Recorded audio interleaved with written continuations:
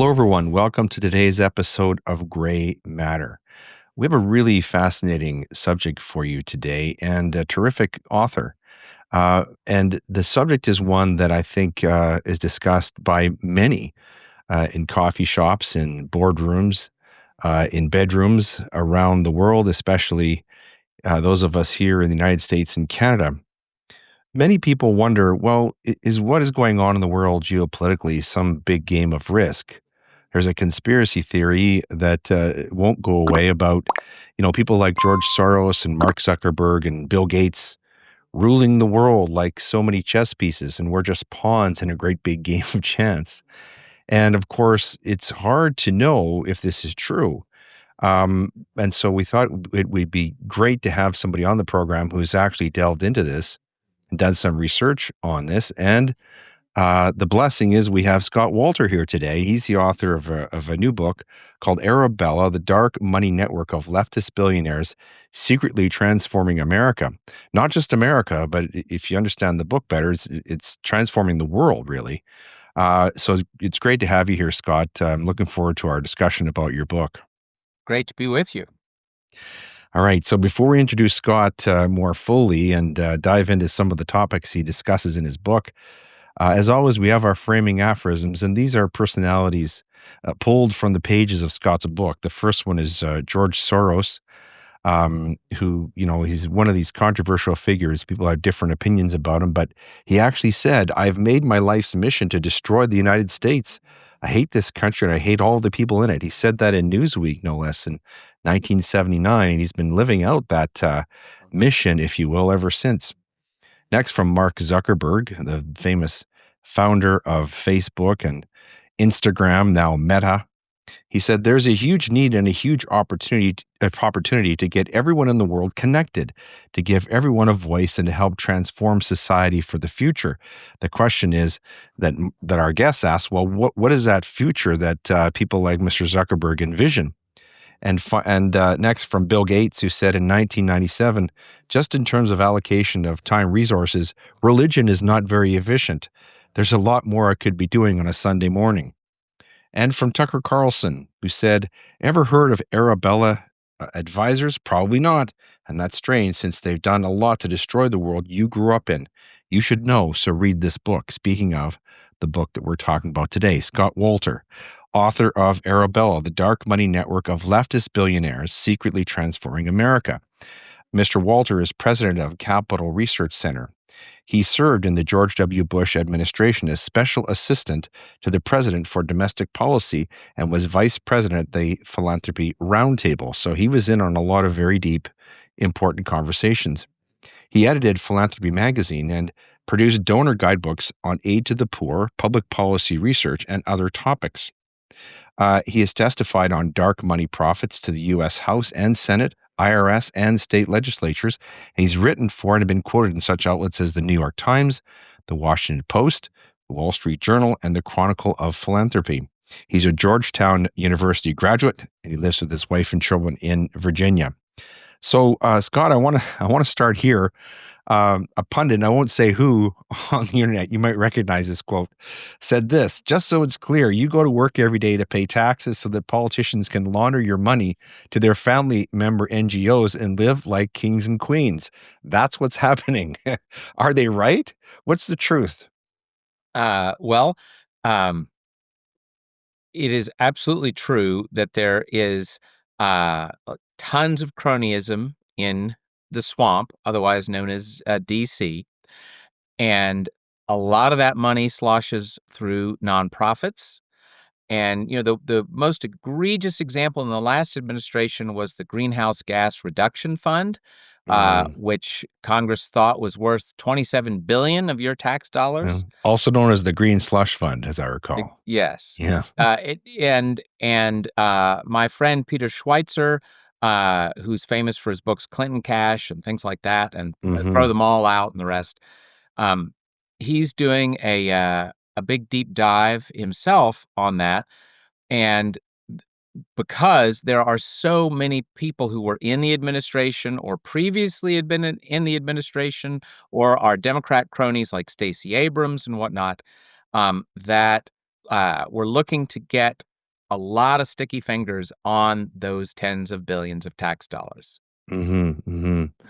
And this is something that, as you talk about in your book, is not new. It's been going on for a long time, but it's gotten worse. It sort of came to a head during the Biden administration. Is that a fair characterization, or is it still going on and still getting worse, even under Mr. Trump's leadership? Well, I wouldn't say it's getting worse, mainly thanks to the good folks working at Doge Right. throughout the administration. So Lee Zeldin is the Environmental Protection Agency administrator, and the EPA is where the 27 billion was supposed to flow through.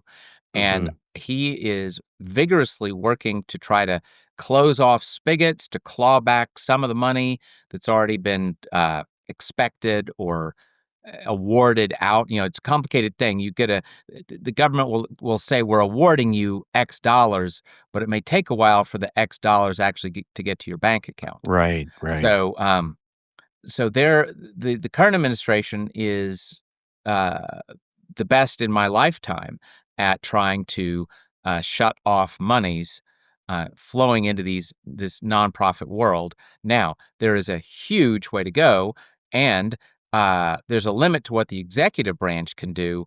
A lot of this is going to require congressional action. There's been a little bit of that. The rescission bill that passed not that long ago was a start, but it was basically using a teaspoon to try to move an entire beach. So Right. Oh, that's a great metaphor. I want to take you back. Obviously, you had very important roles in the George W. Bush administration. What was it like during that period of time? Were you seeing this type of thing going on during that period, or is it more of a Democrat phenomenon? well, I don't think that the George W. Bush administration could claim to have been uh, making cuts as significant as the current administration is doing. But I can say that inside the administration, we were virtually everybody I knew was working hard to try to um, prevent increases in this sort of thing, which is not Mm, an easy thing. And yeah. speaking, by the way, of this kind of thing, though, it's uh, uh, there's a this was I came in the second term. This happened in the first term, but I learned about it, and Hmm. it's such an ugly, awful story.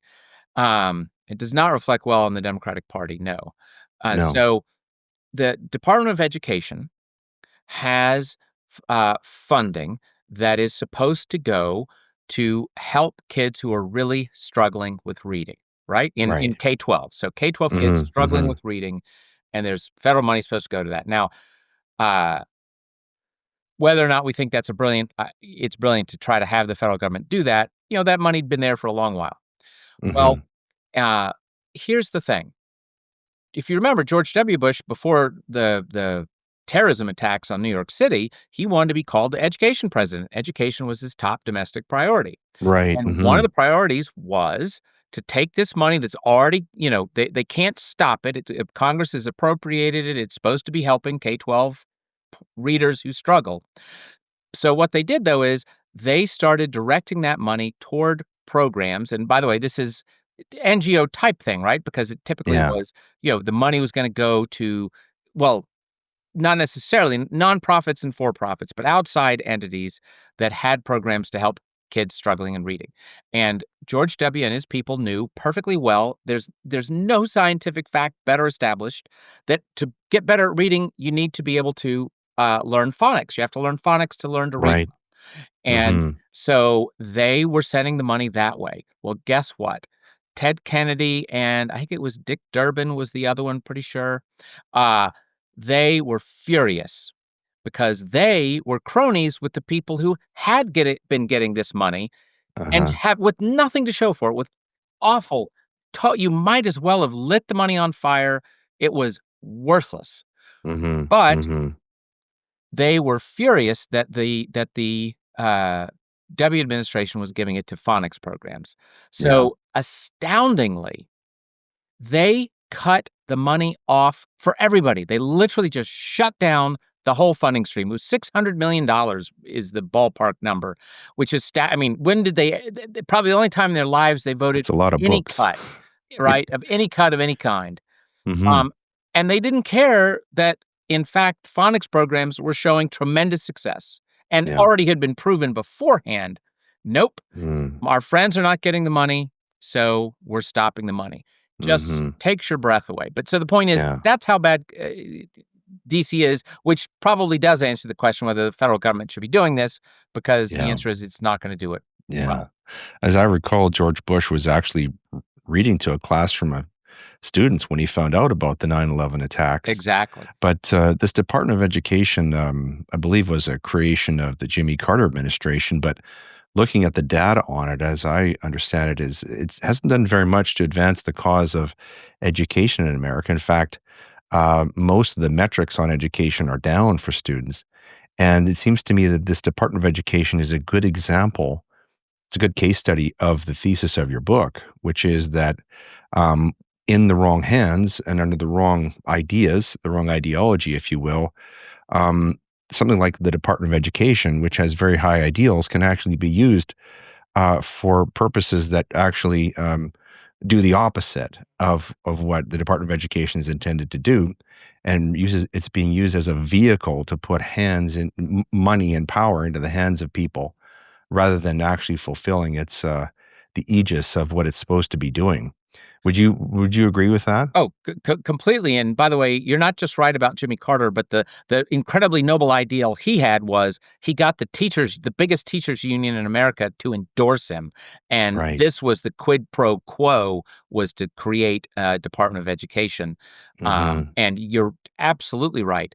The student achievement has been flat or declining for decades, even while the amount of money we spend, federal and also, by the way, state and local, federal, state, Yes. and local spending on K-12 education has grown at about a 45-degree angle, and there is absolutely nothing to show for it in Mhm. terms Mhm. of better student outcomes, actually Mm. helping students. This is the infuriating thing about the left. They say you can't cut that money. That money is supposed to help our young people get educated. And the answer Right. is, well, it's really swell that you think that's what it's for, leaving aside, in fact, it was a payoff to a union. Right. But whatever the intentions, the actual outcomes for human beings are lousy. Right. Yeah. As part of Doge, it appears that the Trump administration is dedicated to the idea of doing away with the Department of Education, or at least completely revamping it. Do you see that as a realistic goal? Well, probably to do the job thoroughly, it again is going to require Congress's help, Right. because it was Congress that created the department officially. Um, the I certainly think it would be an improvement. Having said that, the single biggest issue is money. Yeah. As long as Washington is a huge player in education through money, we're going to have similar problems. And by the way, it's a much bigger problem in the college level. Uh, I don't know what the current stats are, but back when I was in the George W. administration, it was only about one in every $8 or $9 spent in K-12 education across America came from the feds, one in 8 or 9. But Mhm. in higher ed, it was one of every three. Really? So Wow. the feds are much bigger players in college. Mhm. And again, uh, what we do have something absolutely to show for that. These massive subsidies to the colleges, well, Mhm. surprise, the colleges said, "That's great, and give us more, and by the way, we're gonna jack to," they simultaneously jack tuition up as well as increasing their take from the taxpayer. And again, does anybody think that college graduates today, are better educated, better prepared for life than they were 30, 40 years ago? I don't believe anybody thinks that. No, and you couldn't justify that based upon the raw metrics. No. And it does explain why the Trump administration, is at odds with colleges like Harvard, who want their entitlements, they want their money, but they're not willing to actually follow federal law about how they're supposed to govern themselves and what they're supposed to be teaching. But let's get back and talk about your book, because your book, folks, we're talking with Scott Wolter. He's written a book called Arabella, The Dark Money Network of Leftist Billionaires Secretly Transforming America. And the book exposes Arabella Advisors. I'm going to ask Scott to explain who those people are, as a major dark money operation that channels billions into progressive causes through opaque networks and deceptive grassroots groups, revealing its significant influence on U.S. politics and global politics, and its far-reaching impact on issues from Supreme Court nominations to election manipulation. That's a pretty broad spectrum. So who are these Arabella people? What are they all about? And why is it important that we know about them? Well, let me start with the why it's important, because I'm sure most of the people watching you are saying, "Never heard of it," and I've never therefore heard of assume it Arabella can't be before important, right? before I've I heard of GM, encountered they're your a big book. car company. Haven't heard of Arabella, they can't be a big political company. Right. And the answer is nope, you'd be wrong. So here are a couple of stats for you. In the 2020 election cycle, so 2019 and 20, the nonprofits that Arabella runs took in $2.4 billion. Wow. That is more than the Democrat National Committee, Republican National Committee combined Mhm. by $1 billion. Now, what about the 22 cycle? That's an off year. That's not this giant showdown of is Trump going to be reelected or not. Had to have gone down in that off year, right? Wrong. It went from, instead of being 2.4, it was $3 billion. Incredible. So anything political that's that big, Americans do need to care about and learn about. Now, Arabella Mhm. is very happy if you don't.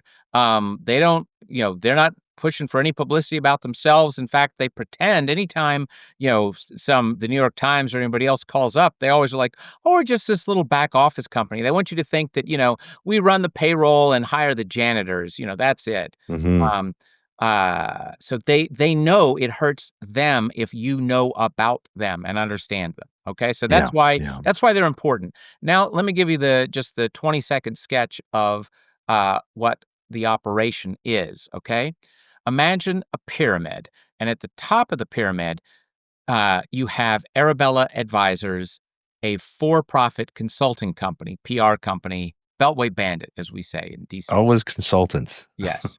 So they are the apex of the pyramid, and they create and operate everything below that in the pyramid. Mm. Now, in the middle level of the pyramid, you have a half a dozen nonprofits of different legal types.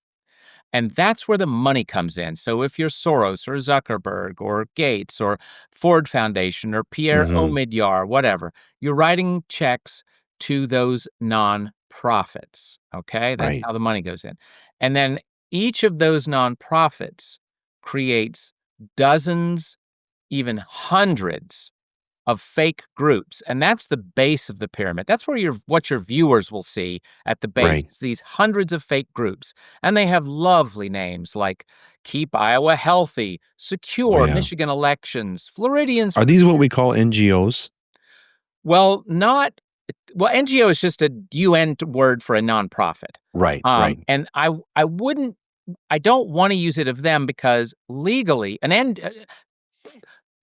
a true NGO is a legally distinct company that is a nonprofit, right? I Like see. my think tank is a 501(c)(3) public charity nonprofit NGO, Okay. right?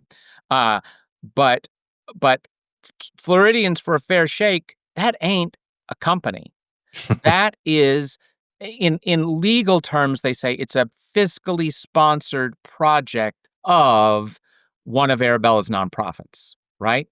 So Mm. now that the fiscal sponsor entity, the New Venture Fund or Hopewell Fund or whatever, that is a legally distinct entity, and it files the same IRS filing that I have to file, but it's doing it for dozens or hundreds of these fake groups. So all the fake groups are agglomerated into that one umbrella nonprofits thing, and therefore you can't tell, like, what did it even spend? You want to know how much I spent last year at my nonprofit? You can go look it up. You can look up the salaries. You can look up what vendors did we use. You can look up our board members, all these things. Right. Yeah. But Floridians for a Fair Shake can't do any of that. So, and the thing about all those hundreds of fake groups is they want you to think that uh, Floridians for a Fair Shake is a bunch of Florida folks who are a bunch of Florida citizens. They just organically came together because they're Yeah. upset about something and they want That's you the to know about facade, it. right? Yeah. And Yeah. in fact, that's what they want the picture in your mind to be. But what it Mhm. really is some doofus in a little tiny at a veal pen of a desk in DC was given a new accounting code and created a website, a logo, and bought some Facebook ads. Not exactly an organic Floridians coming together Doesn't sound out of very concern grassroots. for whatever, right? Yeah. In Wow. fact, I what I always say is I would love to meet the guy who created Keep Iowa Healthy because I bet you he has never met an Iowan in his life. Right. Right. So we're talking about these mega donors, and people know these names like George Soros and Bill Gates and Warren Buffett and Mark Zuckerberg.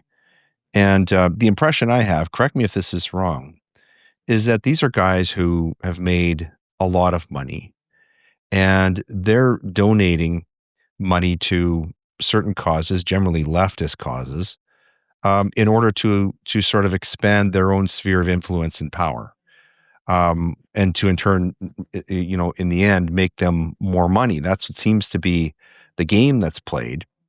And the evidence is this is, take someone like Zuckerberg, who has kind of changed teams. He was very much on the left and part of helping Biden get elected in 2020, but now he's moved over and he seems to be supporting the Trump administration.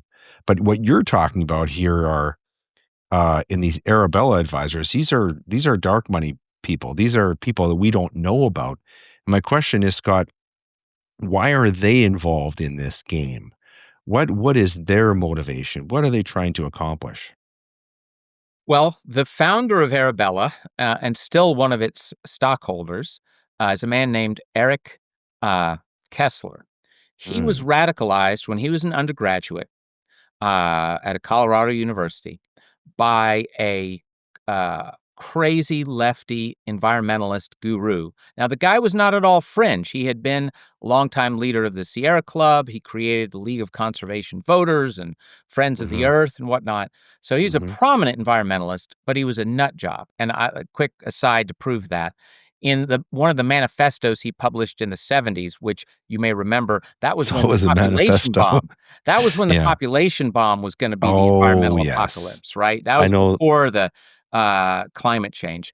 So, the first chapter in the manifesto is about population, and it literally says, "Perhaps the government will have to make it illegal to have children unless the government gives you a license to have a child." Okay? Wow.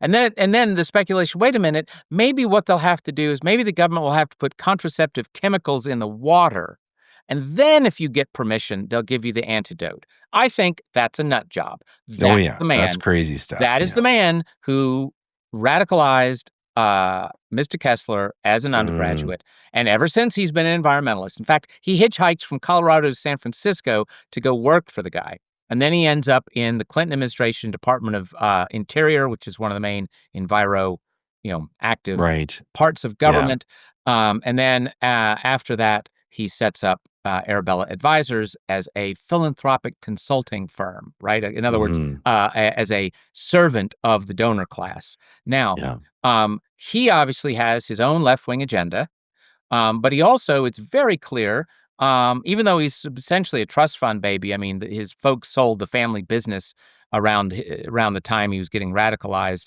for $750 million. So it's safe to say he doesn't have to worry about money. But a lot of trust fund babies are big into left wing nonprofit world, sadly. Mhm. often ruining the original family member who earned the money by honest business, right? And Right. then it gets captured for the left. So he is, on the one hand, I want to say he's ideological. On the second hand, I want to say that he is also cares about money, because there's a case study by the Georgetown Business School of Arabella Advisors that came out a few years ago that they paid for. The Arabella folks did. Mhm. And it's very clear that they wanted those revenues to be growing and growing and growing every year. And they did a variety of things over time to go from, literally, it was nothing when he started it. And Right. now, as I say, it's a multi-billion-dollar operation. So, Mhm. but the thing is, it's a operation that's at the servant of the billionaire class. Right. And so, and environmentalism, of course, is actually, I would argue, the greatest ideology ever invented, even better than good old Marxism. Yeah. The greatest ideology for complete and total control over other people's lives, over entire Mhm. countries' lives. Yes. So, Yes. people, I realize the average American who's not a billionaire thinks, well, if I had $1 billion, I'd just lie around at the beach or on my yacht and, enjoy myself. But apparently, when you've got billions, you don't think that way in many cases. You Mm. want more, more, more, not just more money, but more power. And Right. so here's the thing: when people say just what you said, so what are they all about here? It seems to me that the most defining characteristic is, never do the billionaires behind Arabella or the Arabella operation itself, never are they doing anything that is going to take power from Washington, D.C. and send it to Ottumwa, Iowa, or Right. Peoria, Illinois. Mhm. Never. Everything is going to take power and authority away from your local community and centralize it in Washington. And I Mhm. can't help noticing that it's a lot easier, if you've got a few billion, to manipulate Washington than it is to manipulate Ottumwa and Peoria and Pascagoula and all the rest. Mhm. Mhm. And this is bigger than just America, isn't it? For example, just looking at the United Nations, if you look at the original United Nations Charter that was done back in the late 1940s, it talked a lot about rights, about human rights, individual protection of individual rights. But when you go and you look at Agenda 2015, which has now been translated into Agenda 2030, the focus is all upon world governance.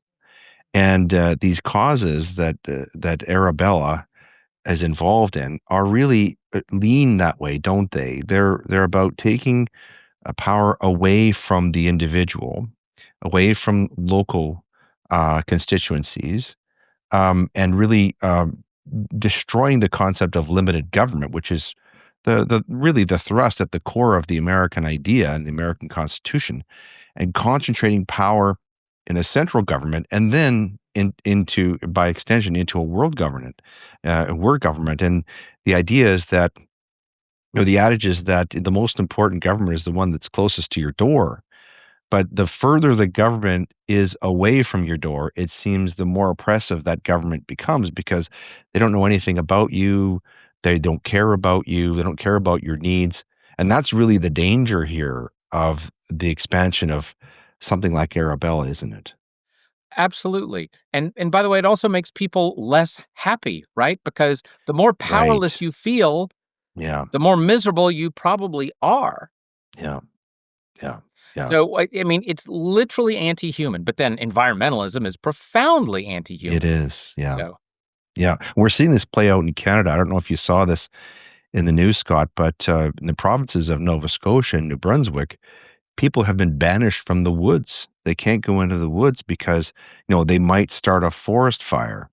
And our federal government, Mark Carney, our new prime minister, of course, he's a central banker. He's a sort of a child of globalism, and he's focusing all of the economy, Canada's economy, on this green economy, and of course, his wife is connected to the Eurasia Group. She's a consultant. And so here you have the Prime Minister of Canada is writing the checks that his wife will cash. And this seems to be a symptom of the same problem that you talk about in your book.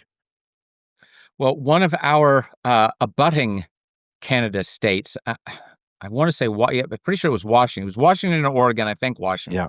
Yeah. Yeah. Hickenlooper, right, is the governor, and his shack up gal was getting uh, money for enviro projects of hers in this complicated way. I want to say Michael Bloomberg money, but Hmm. don't trust me on that. But some Yeah. fine billionaire's money. Pretty sure it was Yeah. Bloomberg. Uh, and yeah, no, that's this is the thing. And if Hmm. somebody says, "Well, there have been Republicans who've done that," it's like absolutely true, which means that the only solution is not to have the money there in the first place. Right. We have to starve the central governments of money because yes, it's a temptation to everybody always. Hmm. Hmm.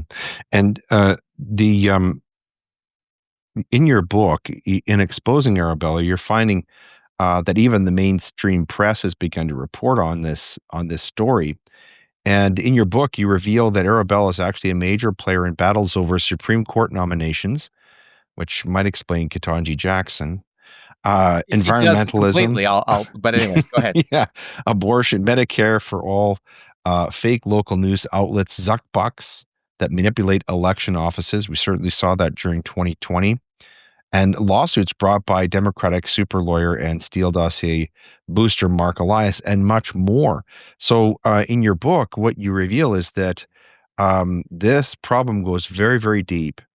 They have their fingers on a lot of buttons, and but you have some ideas about not only why this is happening, but you also have some ideas, some solutions about how to stop it, don't you? Well, at least slow it down. Yes. Yeah. Hmm. Yeah. So tell me, I've read some of the dissenting opinions of Ketanji Jackson recently, and as a lawyer, I find them consternating. That they don't seem to be very legal in the way that they're presented. How was Arabella and was Arabella involved in her appointment? Profoundly. Wow. The whole way we discovered Arabella back in 2018, it was thanks to the bitter, bitter fight over Kavanaugh's nomination to the court. You remember what a grotesque Yes. Yes, that that's the was most yeah. grotesque of all the battles for the Supreme Court. And I got a call from the Senate Judiciary Committee, a longtime friend there, saying Justice Kennedy had announced he's retiring, but they hadn't even named a replacement yet, right? And so my friend calls and says, "We don't even have a nominee. And Chairman Grassley and the committee and the president are being trashed everywhere, online, TV, radio, by something called demand justice. And we've never heard of it. We can't find anything out about it." Right? Well, it was one of those fake groups. It was a brand new fake group. Arabella had popped up. And so when we followed the trail long enough, we got to the mothership of Arabella herself. Mhm. And so that's how we even found out about it in the first place. Now, there is still demand justice is still around. I think, because we trashed them so much at Capital Research Center because they were the darkest of dark money, right? Right. Can't tell me what the salary was for the guy running it. Can't even tell me how much money that was given to it, right? Mhm. So we trashed them for being dark money, even though, of course, who was their biggest backer in Congress?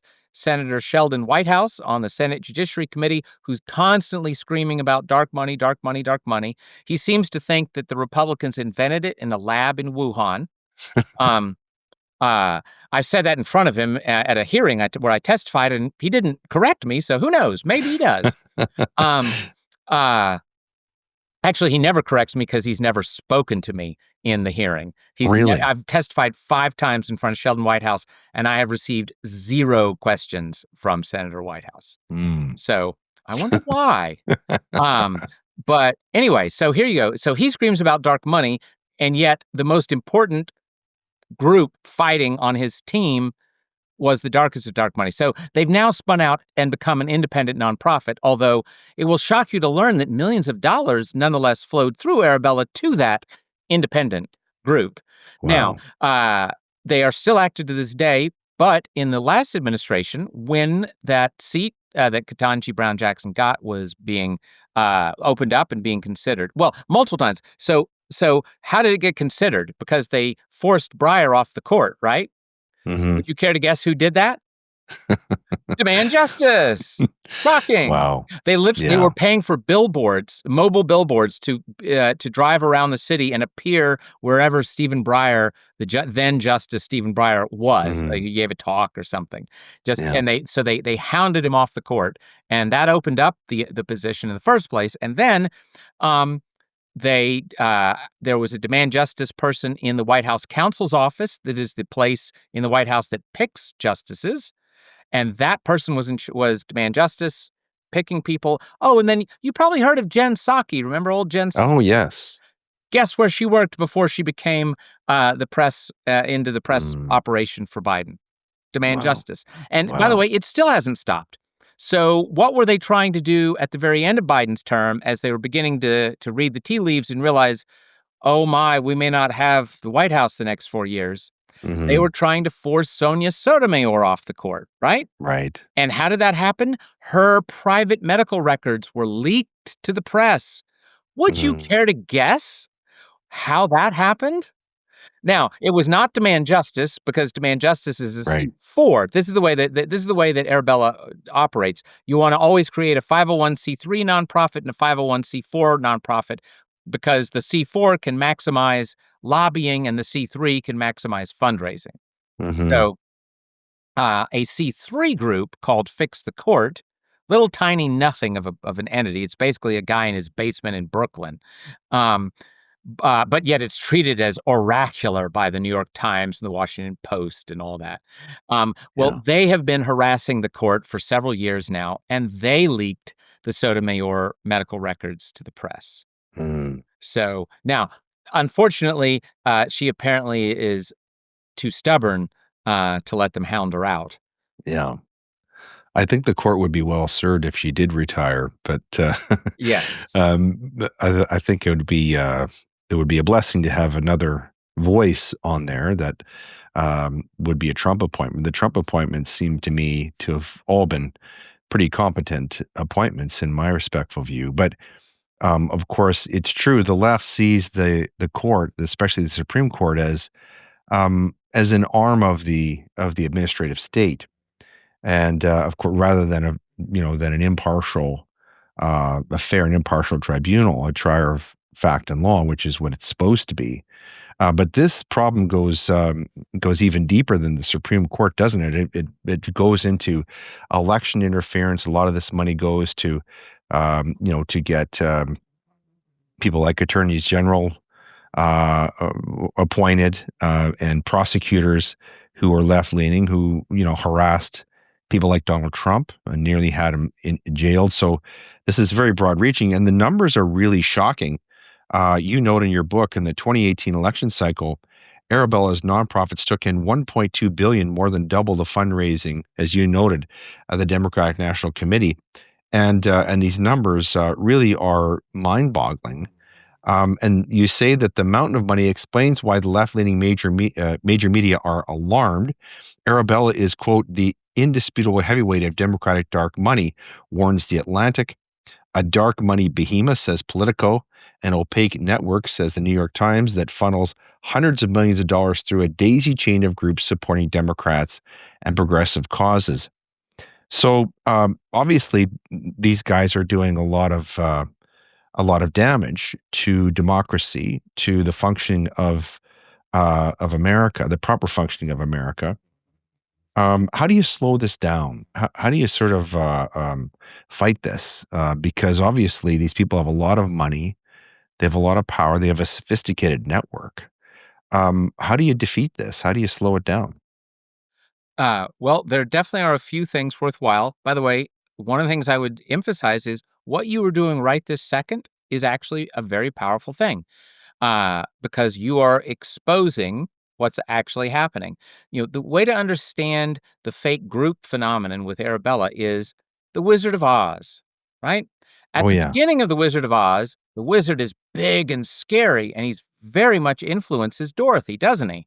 Yeah. But later, when Dorothy sees the curtain pulled back and it's just some old guy at a microphone, then not so scary, not influencing her behavior so much, right? Mhm. So it is very Yeah. important for Americans, and by the way, especially office holders too, right? Because tons of office holders like, oh my God, everybody I know tells me they're seeing Facebook ads that attack me, right? Right. Um, Mhm. well, uh, that might influence your behavior, but if you knew that it was that goofball I talked about in the veal pen in DC buying the Facebook ads, well, maybe you'd feel a little differently, right? So, um, it is very important to expose them because the Wizard of Oz magic disappears. Mhm. Um, Mhm. Now, the other thing is another important avenue is one of their most critical donors, their original sugar daddy that really got them launched, as far as we can tell, uh, is Hans-Jörg Wyss, Wow. W-Y-S-S. He sounds very German. Well, Swiss, so Swiss. Swiss German. Swiss German. So, and by the way, emphasis on the Swiss, not American, though he Yeah. lives up near Canada or in Wyoming much of the year. Mhm. He is not an American citizen. He doesn't even have a green card, right? So, Mm. but he is a billionaire. And so he's the first one who gave as much as $1 million to Arabella all the way back in '07. First year they breached the $1 million revenue barrier for their nonprofits. Um, and since then, he's given over $260 million into Really? the Arabella network. And by the way, another $250 million to other left-wing nonprofits in America. Now, Wow. um, uh, there are a variety of bills that folks have, with some success, have been trying to work into our campaign finance and nonprofit laws. One of them would be that state ballot initiatives can't take foreign money. Now, surprise, surprise, speaking of lawyers, Mark Elias sued to get that law overturned after the good people of Ohio put that in their law. So Mark Elias literally sued for foreign money in our politics. And by the way, Mark Elias has a C3 and a C4 pair at uh, Arabella, and he's their lawyer, and he's the lawyer for Hans-Jörg Wyss's foundation. Oh my Um, goodness. Can you so, say conflict of interest? well, Wow. no, I think he would call it a highly entrepreneurial arrangement. But Yeah.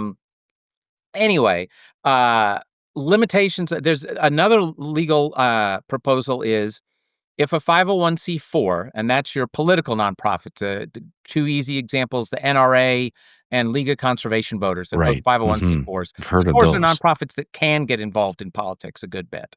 Yeah. So, um, here's the thing. Right now, Vies writes tens of millions of dollars a year to the biggest C4 run by Arabella, the 1630 Fund. He gives them millions, and they give super PACs millions because the C4 can give a super PAC money. Now, Mhm. it would be completely illegal for Hans Wies himself to write a check to the super PAC, but it is completely legal for him to write a check to a C4 that then does it. Now, I hasten to say, Wies and his people and the Arabella people swear that this never happens. But it's Mhm. a really strange thing. They've never produced the slightest shred of evidence to show that. Even to reporters, there was a reporter a year or so ago doing a total puff piece about this. Literally, the whole piece was defending Wies because isn't it a shame this poor man's being treated meanly by Capital Research Center and other right wingers. So it was as big a puff piece as you could ever want. It would have been super easy for Arabella or Wies to say, you know what, we can't let you make these public, but come here and take a look at how carefully we segregate these monies so that there's no mixing of the money. Right? They Mm. could have done that. They didn't do it. And of course, even if they had, money is still fungible. So, Right. if Arabella C4 is getting millions of dollars for one thing, it has it, you can swap monies out easily. Right. But But anyway, these that's these another. Those are a couple of yeah. good ways. These are enormous amounts of money though. You're talking about you said 2.6, $3.4 billion in 1 year. 2.4 No, billion in one cycle, 3 billion in in the one next cycle. cycle. Wow. Mhm. Yeah. So this can't all be coming from donations, Scott. This has got to be money that's flowing through the economy some way? Are they making money off the green economy, or is it all donations? The numbers I gave you are for their nonprofit revenues. Wow. So it's It all does not donations. include money that goes straight to Arabella Advisors itself. Oh, wow. Incredible. That's a lot of money. Folks, we've been talking with Scott Wolter. He's the author of a new book called Arabella, The Dark Money Network of Leftist Billionaires Transforming America. The thesis of the book is that while figures like George Soros, Bill Gates, and Mark Zuckerberg are known for their hefty political donations, few people have heard of Arabella Advisors. We've been doing that today. Even more powerful than the standalone billionaires, mega donor funds into leftist political causes via pop-up groups designed to look like innocent grassroots outfits. And Scott has explained how that works. And the sheer quantity of money that's flowed through Arabella's channels is staggering. We've been talking about that. But in his book, Scott reveals the major role that Arabella has played in battles over Supreme Court nominations, abortion, women's sports, school discipline, Medicare for all, environmental policies, fake local news outlets, really everything that the left loves to fund seems to be flowing through Arabella. And this book has received great acclaim, by the way. Tucker Carlson, we said off the top of the show, he said he was quoted, "Ever heard of Arabella Advisors? Probably not, and that's strange since they've done a lot to destroy the world you grew up in. You should know, so read this book." Brooke Rollins, president of America First Policy Institute, says, "How does American governments turn into anti-American so often? It's because of the likes of Arabella Advisors who pour millions into extreme left causes and the politicians who take their money. This book shines a light on some of the worst threats to America and freedom today and gives Americans the information we need to fight back." Cheryl Atkinson, the best-selling author and winner of Emmy and Edward R. Murrow Awards for investigative journalism, said this: "Scott Wolter is the king of uncovering dark money. When he writes a book about the king of the left's dark money, I'm in. That's a must read." So those are some of the reviews of this book that we've been talking about, and our guest, Scott Wolter.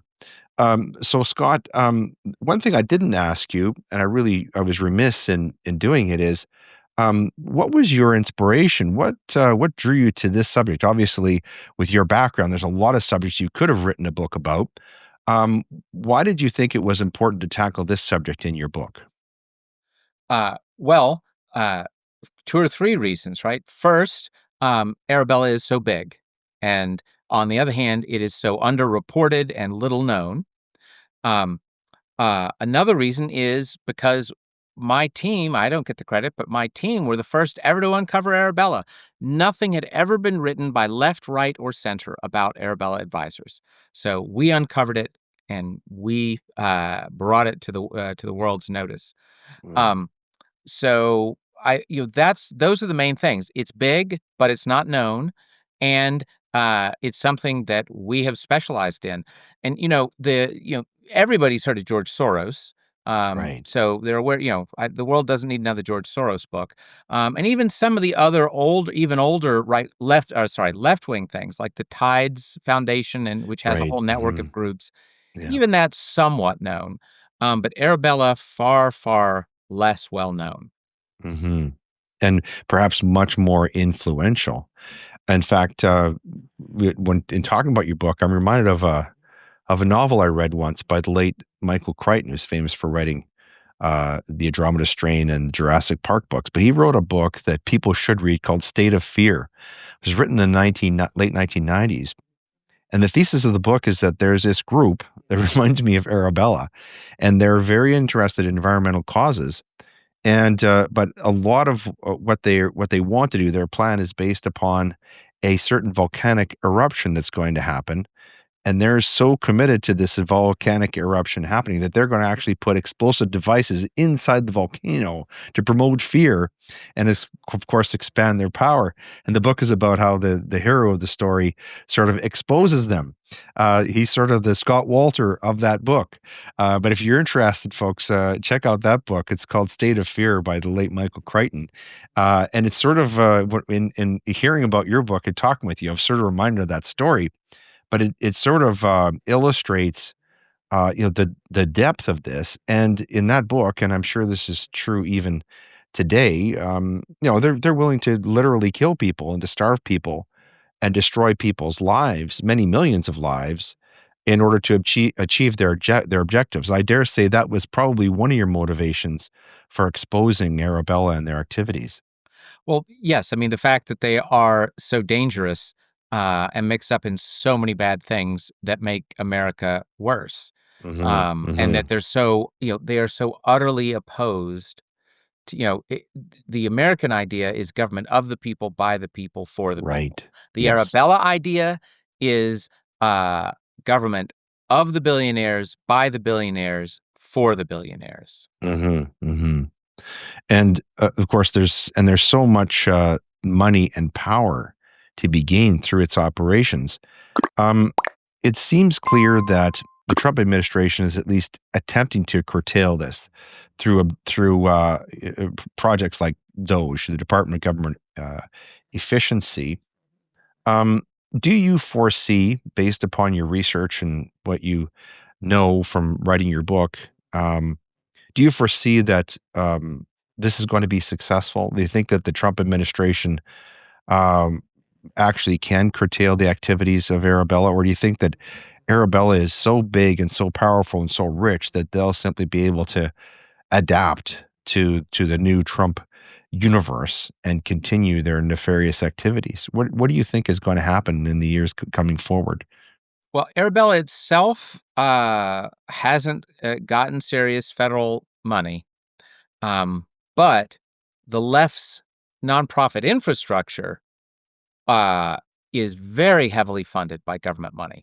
So to the Mm, extent that DOGE can shut that down, that will be a serious blow to the broader left, of which Arabella is a prominent pillar.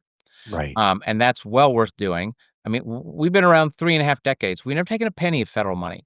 I'd be ashamed to tell my neighbor across the street who's got different political opinions from me, Mm. "Yeah, well, you get to fund me, pal, and if you don't, they'll throw you in jail." Um, so so it the the Trump's folks are trying to do that, and I think are doing a reasonably good job, although there's definitely a long way to go.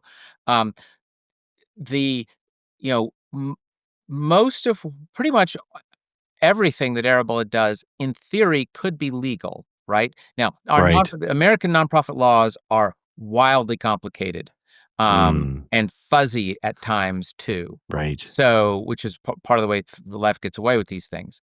Um, Mhm. but in theory, pretty much everything Arabella does could be uh, being done legally. However, Mhm. there's a big lawsuit from one of the biggest tort lawyers in the country is on the case. And in that lawsuit, it's by a black woman that they fired. She alleged racial discrimination, but she also alleged retaliation for being Mm. an internal whistleblower. She went Mhm. to higher ups and said, "I think that nonprofit laws are being violated in the way we're operating here." Well, she was Mm. fired, and the entity that she said was being improperly managed was shut down. Now, the next day they recreated it with an almost identical name, but anyway, uh, and then, according to the documents that are already on the record, in her lawsuit, it's a lawsuit, so it's a long, drawn out process, right?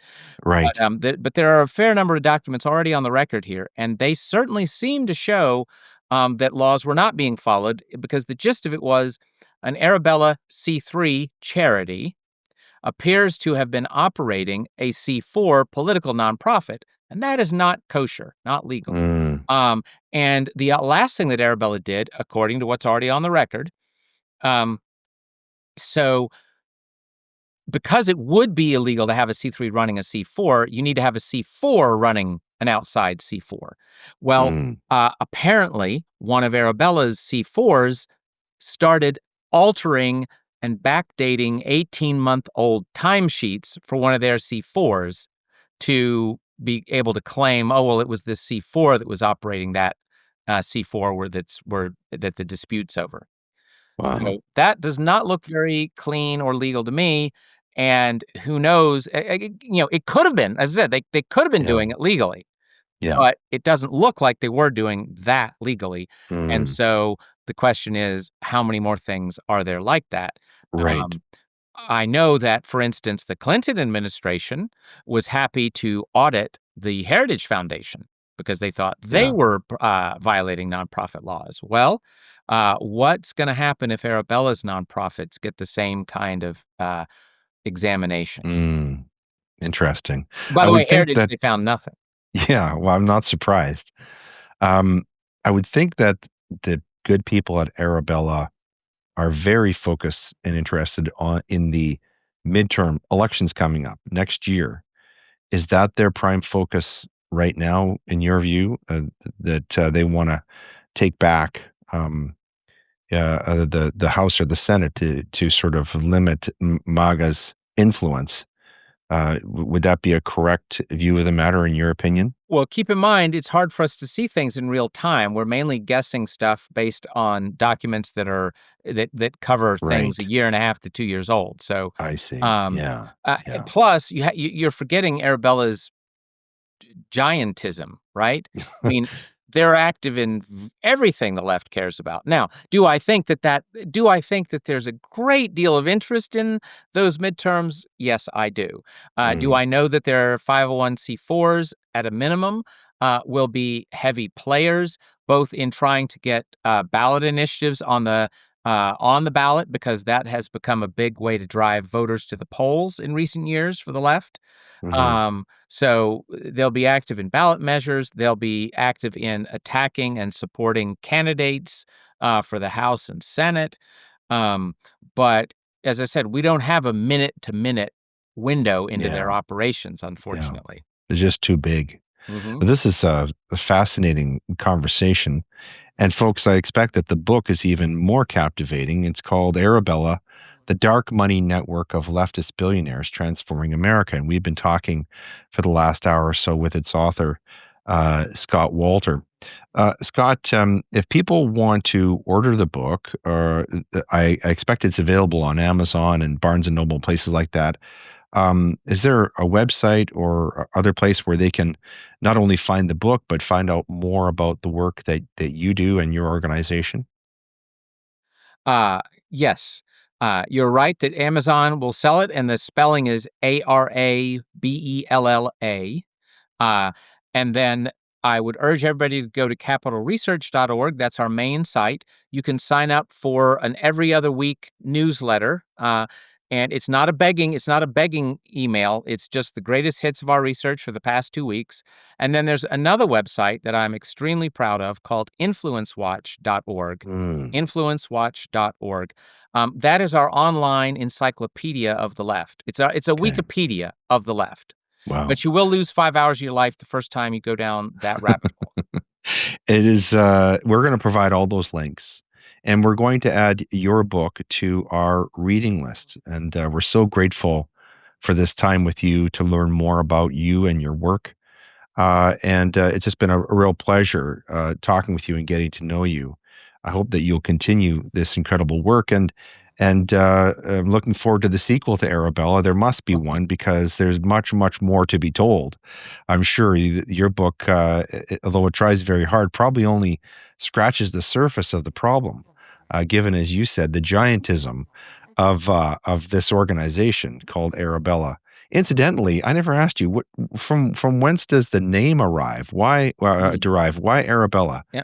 Well, the the there's a hardcover and a soft cover. The soft cover came out just a couple of weeks ago, and it is greatly revised and expanded. So there Okay. is, we already have the sequel to Oh, some degree, great. but you're right. There need to be more sequelae, as the Latinists would say. Now, as for the name, um, Arabella was the name of the ship that the Puritan John Winthrop sailed to get to America. Okay. And my theory, given that the founder is an environmentalist and that it was founded in the mid 2000s, the Enviros were trying hard to seduce the evangelical Christian world into environmentalism. Thank God it Yes. didn't get very far, but it was a smart strategic move, and they were trying to do that. Mhm. So Mhm. you not only did Kessler have Arabella Advisors, but he also created a 1630 fund. That's their biggest C4. 1630 Okay. is the year the Arabella sailed for America. And he also Mm, created the Hopewell Fund, which is the name of another ship that Puritans used to come over to America. And then yet another fund is called the Windward Fund, which of course is, nautical, related sure. to it. So I think he Wow. was, my guess is that he was trying to reinforce that this must be good evangelical Christian stuff we're working on. Mm. Nefarious stuff. How odd it is that people like that man and George Soros hate America, but want to live there and profit from the country. But of course, that's part of the reason for that is explained in your book. Scott, we want to thank you so much for this time with you. Thank you for your book, and we're looking forward to the next sequelae. And God bless you and all of the work that you're doing. I hope that you continue it. It's obviously very, very important. And we pray that that people who've watched this and or listened to it will share it and spread the word about the truth about what's happening here. This is obviously a very important book and revealing the truth about what's going on, not only in America but the global geopolitical influence of this organization. It cannot be understated. And so we want to thank you very much for writing this book and for spending this time with us to tell us about it. Well, it's been great to be here with you, and I'm grateful for all your kind words.